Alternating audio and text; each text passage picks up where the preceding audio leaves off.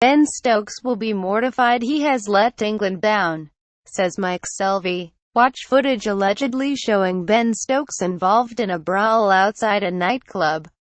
He and Alex Hales will not be considered for England selection until further notice. Ben Stokes will be mortified that he has let his mates down in missing 2 Otis and, perhaps, the Ashes tour, says Mike Selvey. In the end, when due process has been undergone, the truth behind the unsavory fracas outside Bristol's Embargo nightclub in the early hours of Monday morning will emerge. What we do know for certain is that one of the group with whom Ben Stokes allegedly had an altercation ended up in the Bristol Royal Infirmary being treated for facial injuries, while an X-ray was to reveal that Stokes had cracked a bone in his hand. Stokes had been arrested on suspicion of causing actual bodily harm but released without charge, pending further investigation. The ramifications of it all remain serious though, with the disruption to England's Ashes preparations the least of the concerns. Whatever the police investigations reveal about the alleged incident will have a marked impact not just on Stokes' career as a stellar cricketer but his life. Jane Dougal reports on Stokes' arrest. The all-rounder was released without charge. Of course, at this stage, no charges have been made, and besides which there is a presumption of innocence. But a conviction for assault occasioning actual bodily harm, a step up from common assault, can carry anything from community service to a custodial sentence. He is to be re-interviewed by the Avon and Somerset police.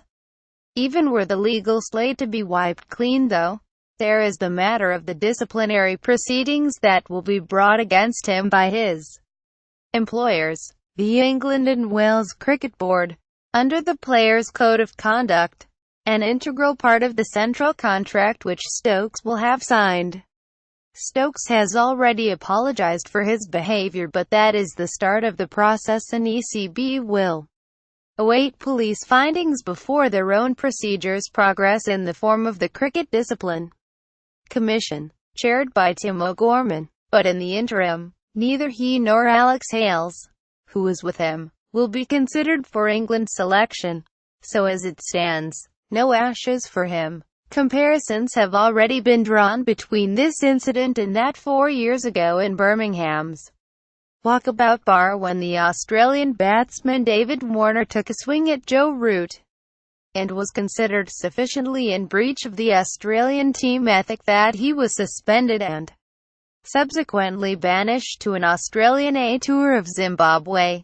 Former England cricketer Dominic Cork says footage of the alleged brawl involving Stokes is disappointing. Here though, the similarity ends. For Warner did not even connect with his attempted punch.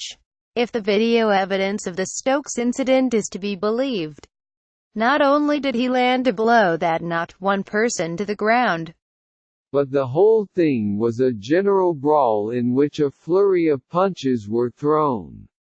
If Stokes is deemed culpable of breaching the disciplinary code, then it is hard to see how he can at the very least retain his vice-captaincy position.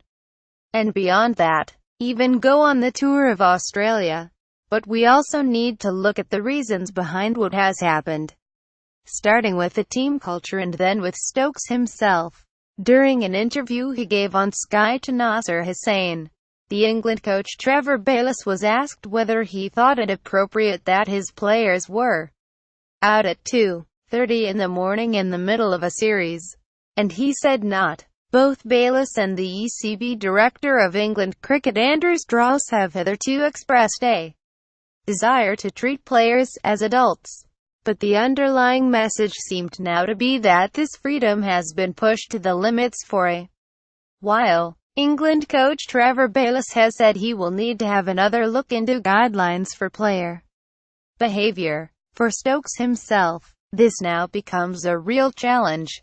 On the one hand, we accept and indeed applaud a wonderful cricketer whose inherent aggressive and often confrontational style of play can galvanize his team. He has had disciplinary issues in the past, when he was sent home from a Lions tour for late drinking sessions, and suffered his infamous broken hand in the Caribbean when punching a dressing room locker in frustration. No one, though, would seek to curb his playing instinct because it makes him what he is. There are even signs that he had started to control that dressing room anger, perhaps as a result of anger management therapy, with a strategy that involves meticulously packing and repacking his case until the red mist subsides. As a consummate team player, Stokes will be mortified now that he has let his mates down in missing 2 Otis and, perhaps, the Ashes tour. Surrey and Botham says Stokes needs to be more selective about the places he goes. This trouble has arisen away from the environment of the dressing room though. Here it needs to be pointed out that those who deal with Stokes have always found him to be polite, affable, helpful, and good company. He is the father of 2 young children and within a couple of months of getting married.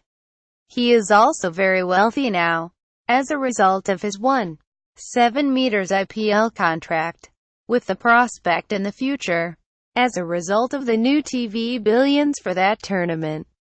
If that looking like buttons, as one senior ICC executive has described it to me.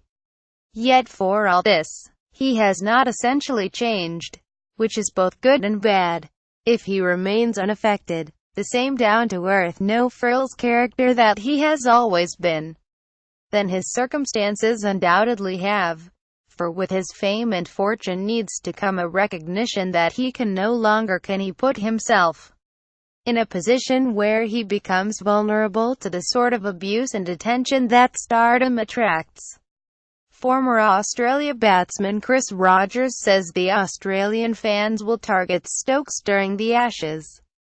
And that brings us to the question of alcohol, on which this incident is surely at least in part contingent. Stokes likes a drink. "We are grown men," he said in a portentous piece in the Times magazine this week. Headlined, "I'd never get close to punching someone, although that is referred to on the field."